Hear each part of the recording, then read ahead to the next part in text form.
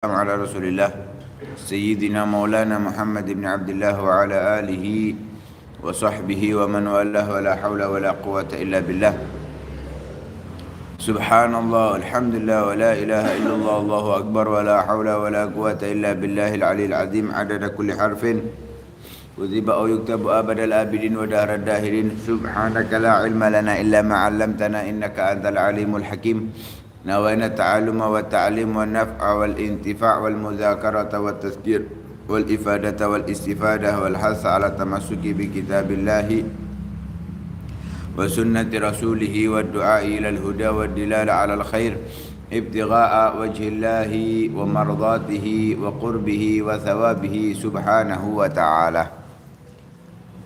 Masih melanjutkan tentang hadisul ifki, mengatakan ma adri ma agul, wallahi ma adri ma akul, demi Allah aku enggak tahu apa yang aku akan katakan kepada Rasulullah.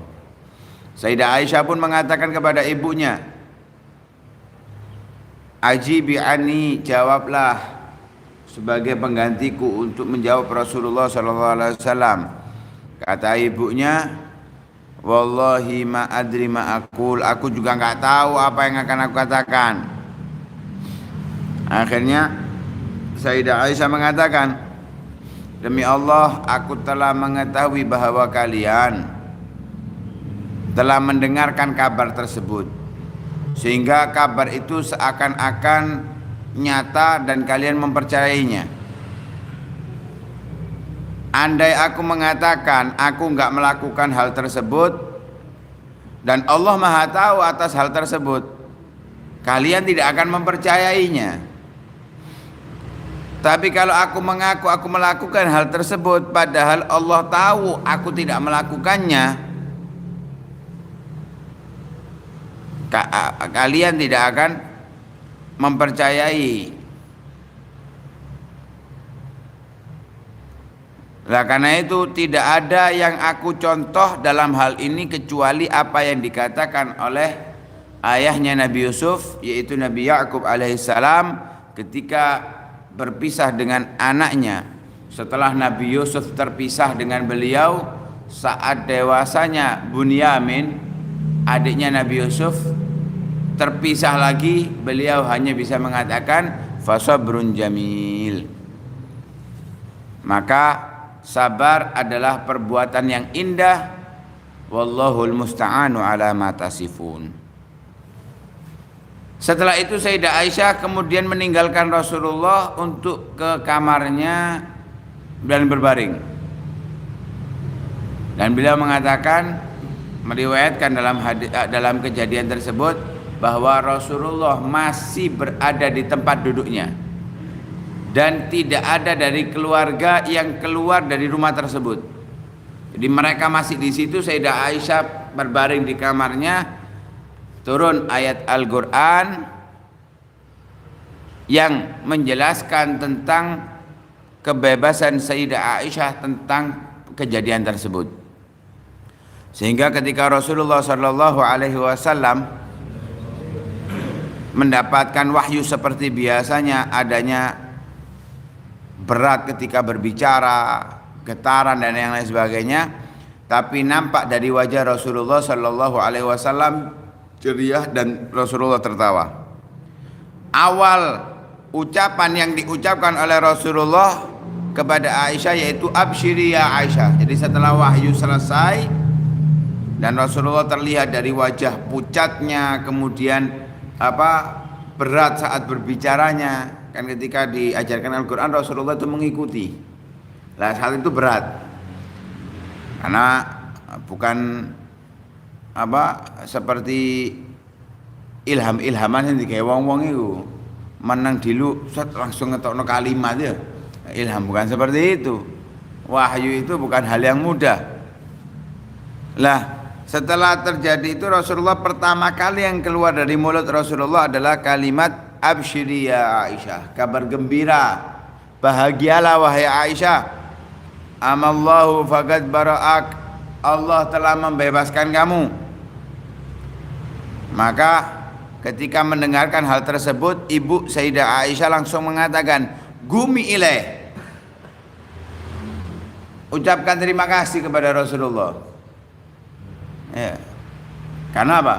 Melalui Rasulullah Sallallahu Alaihi Wasallam turun wahyu yang membebaskan Sayyidah Aisyah. Katanya Sayyidah Aisyah, la wallahi la agum ilaih. Demi Allah aku nggak mau akan berdiri kepadanya untuk berterima kasih, enggak. Ya, perempuan. Ya. Berapapun kebaikan suaminya lupa kalau sekali berbuat buruk padanya. Walaupun itu tidak berbuat buruk, wajar seorang suami cemburu kepada istrinya, ya. Hal yang normal. Tapi itu dianggap oleh si istri perbuatan buruk. Ratusan ribuan kebaikannya lupa semuanya. Wallahi la agumu ilaih wala ahmadu illallah. Aku enggak akan berdiri kepadanya berterima kasih dan aku tidak akan memuji kecuali hanya kepada Allah Subhanahu wa taala. Huwallazi anzala baroati. Yang menurunkan kebebasanku bukan Muhammad, tapi Allah. Jadi buat apa aku terima kasih sama Muhammad? Ya, aku berterima kasih kepada Allah Subhanahu wa taala, kata Sayyidah Aisyah. Allah turunkan ayat, innal ladzina ja'u bil ifki usbatun minkum la tahsabuhu syarran lakum bal huwa khairul lakum likulli imri'in minhum maktasaba minal itsmi walladzi tawalla kibrahu minhum adzabun azim. Sampai 10 ayat. Sampai 10 ayat. Dari ayat itu sampai 10 ayat selanjutnya menjelaskan tentang baroahnya Sayyidah Aisyah. Jadi orang-orang yang memberikan kabar tentang berita bohong tersebut adalah kelompok kalian, itu Rasulullah, karena cicitnya Muttalib bin Abdi Manaf serta sepupunya Sayyidina Abu Bakar. Kemudian Hasan bin Thabit adalah tukang syairnya Rasulullah. Yang terakhir adalah Himnah bin Jahash, saudaranya Zainab binti Jahash. Himnah binti Jahash, saudaranya Zainab binti Jahash, istrinya Rasulullah. Jadi masih iparnya Rasulullah. Ini orang-orang yang masih dekat dengan Rasulullah. Lah itu yang mendatangkan kabar fitnah tersebut. La tahsabuhu syarran lakum. Hal ini, kejadian itu jangan anggap buruk untuk kalian. Kejadian penipuan yang sangat besar itu yang membuat sampai Sayyidah Aisyah sakit. Kata Allah, jangan membuat hal tersebut, jangan anggap hal tersebut adalah keburukan. Bal huwa khairul lakum. Itu adalah hal yang terbaik untuk kalian. Ini harus kita sadari ini. Jadi apapun kejadiannya, keburukannya, ya, keterpurukan kita saat itu, jangan anggap itu buruk. Mengapa? Karena setelah itu akan ada kebahagiaan yang lebih besar daripada. Karena itu ulama selalu mengatakan, selalu bahagia saat mendapatkan kesulitan. Ya, saat mendapatkan kesulitan, keberatan, halangan, gangguan, alhasil yang sesuatu yang tidak menyenangkan, mereka bukan sedih, justru mereka saat itu bahagia.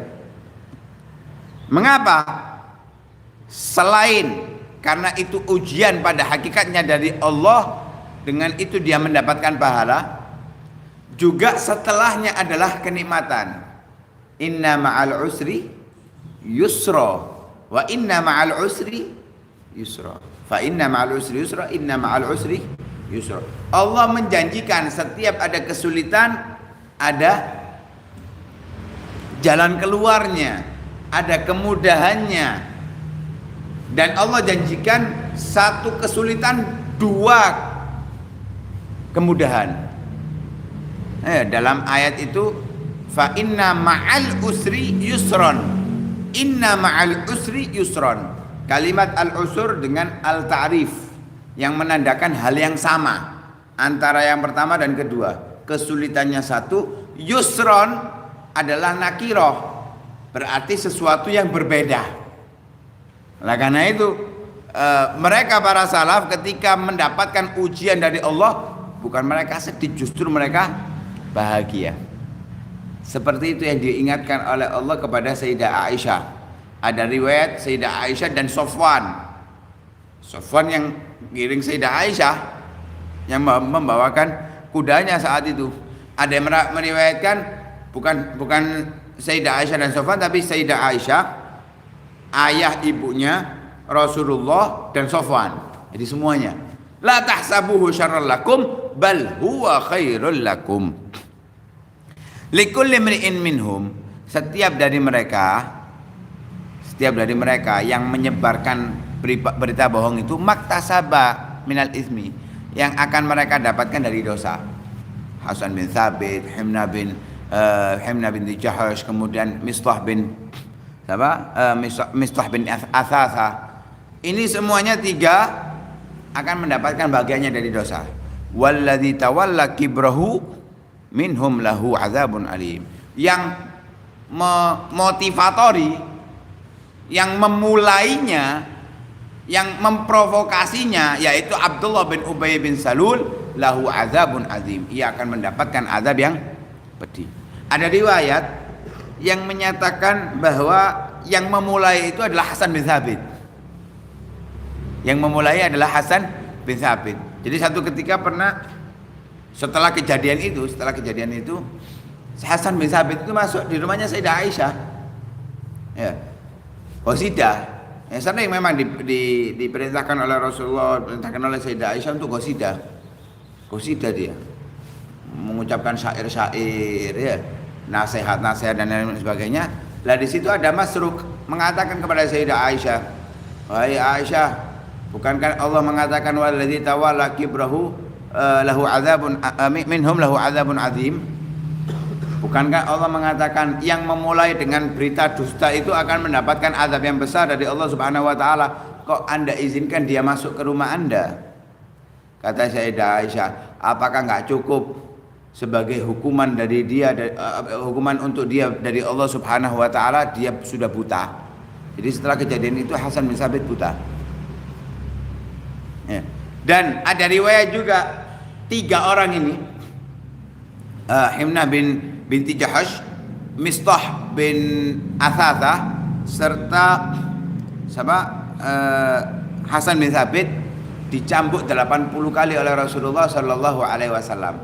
Mengapa? Karena dalam hukum Islam ada haddul ghadhaf.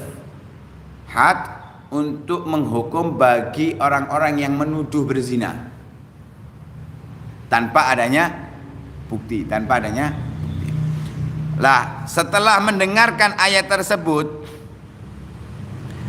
Sayyidina Abu Bakar radhiyallahu taala anhu itu langsung bersumpah, demi Allah aku tidak akan memberikan nafkah kepada Mistah lagi. Mistah kan kabarkan bahwa beliau adalah sepupunya Sayyidina Abu Bakar, karena ibunya Mistah itu saudari daripada ibunya Sayyidina Abu Bakar. Ya, saudara, jadi sepupu dengan Sayyidina Abu Bakar. Kalau ayahnya Mistah itu sepupu dengan ayahnya Rasulullah. Ya, enggak.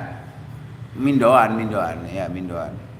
Karena ketemunya Muthalib dengan Hashim. Anaknya Muthalib bernama Abbad, anaknya Hashim namanya Abdul Muthalib. Anaknya Abbad bernama Athasa, anaknya Abdul Muthalib adalah Abdullah. Ini ayahnya Rasulullah dengan Athasa mindoan.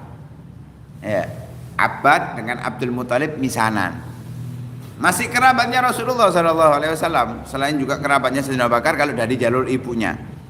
Lah Sayyidina Abu Bakar itu karena dia masih kerabatnya dan Mistah adalah orang yang fakir, selalu dinafkahi oleh Sayyidina Abu Bakar, selalu dinafkahi. Tapi setelah kejadian itu Sayyidina Abu Bakar bersumpah, aku tidak akan memberikan kepada dia nafkah lagi, bersumpah. Langsung turun ayat Al-Qur'an, wala ya'tali ulul fadli minkum was-sa'ati an yu'tu ulil qurba ila qauli ta'ala ala tuhibbuna ayyaghfirallahu lakum wallahu ghafurur rahim. Bersumpah, langsung turun ayat Quran. Jangan sesekali bersumpah bagi orang-orang yang kaya atau memiliki kelebihan harta untuk memberikan nafkah kepada orang kerabatnya. Jadi jangan sumpah nggak mau ngasih lagi karena kejadian tersebut. Bahkan Allah mengingatkan, ala tuhibbunallahu ala tuhibbuna ayaghfirallahu lakum? Tidakkah kalian mau Allah mengampuni dosa kalian? Wallahu ghafurur rahim. Allah adalah zat yang maha pengampun dan maha kasih sayang. Lihat, orang berbuat buruk kepada kita, berbuat buruk kepada anak kita, yang dia adalah orang yang kita nafkahi, orang yang kita berikan kebaikan. Ketika ada kesalahan seperti itu, ya, jangan membuat hal tersebut terus mengundurkan kita dari memberikan kebaikan kepadanya lagi. Ya, kayak kita diusir ya Kak oleh bangun pondok termasuk itu ya. Jangan karena itu terus orang situ nggak dikasih lagi, enggak, tetap kasih aja. Tetap nggak usah berubah. Ya. Ala tuhibbunallaha yaghfirallahu lakum? Tidakkah kalian ingin mendapatkan ampunan dari Allah? Ya tentunya. Loh, apa hubungannya dengan maghfirah dari Allah ketika kita tetap memberikan? Lihat, apakah kita nggak pernah berbuat dosa kepada Allah? Nggak pernah berbuat salah kepada Allah Subhanahu wa Ta'ala? Bukan sekali, bukan puluhan kali. Setiap hari itu ratusan kali kesalahan kita kepada Allah. Tapi lihat, Allah tetap memberikan kenikmatan kepada kita. Allah berikan kebaikan kepada kita. Tetap mata kita bisa melihat, hidung kita masih bisa menghirup, mulut kita masih bisa makan, bisa berbicara, tangan kita masih bisa gerak. Padahal kemaksiatan kita bukan satu. Lah ini mistah hanya sekali. Karena itu Allah mengatakan ala tuhibbuna ayaghfirallahu lakum? Allah loh masih memberikan kebaikan kepada kita, makanya tetap kasih, Allah akan mengampuni kalian. Wallahu ghafurur rahim. Setelah mendengar ayat tersebut, Sayyidina Abu Bakar mengatakan, bala wallahi inni la uhibbu ayaghfirallahu li. Ya. Demi Allah, aku tetap ingin Allah mengampuni dosaku. Datang ke Mistah dikasih. Berat kan ya? Nah ini makom yang berat. Seperti Sayyidina Abu Bakar. Allah ngilingno langsung dilakoni. Kita dilingno ping pira pisan? Ya. Bersedekahlah, yo sik gak metu-metu ya. Engko maafkanlah kesalahan sesama, yo sik jangget ae gak los-los. Masih hal-hal tersebut gak kita lakukan. Kenapa? Keimanan kita masih lemah, enggak seperti Sayyidina Abu Bakar. Sayyidina Abu Bakar ditegur langsung oleh Allah, langsung dilakukan. Enggak terus jangget, enggak enak, enggak, langsung los diberikan kepada. Nah itulah kejadian al-ifk yang membuat beberapa orang terjerumus ke dalam kekeliruan dan kesalahan, namun mereka semuanya kembali ke jalur kebaikan. Ya, kembali ke jalur kebaikan. Selain Abdullah bin Ubay bin Salul. Selain Abdullah bin Ubay bin Salul, wallahu taala alam.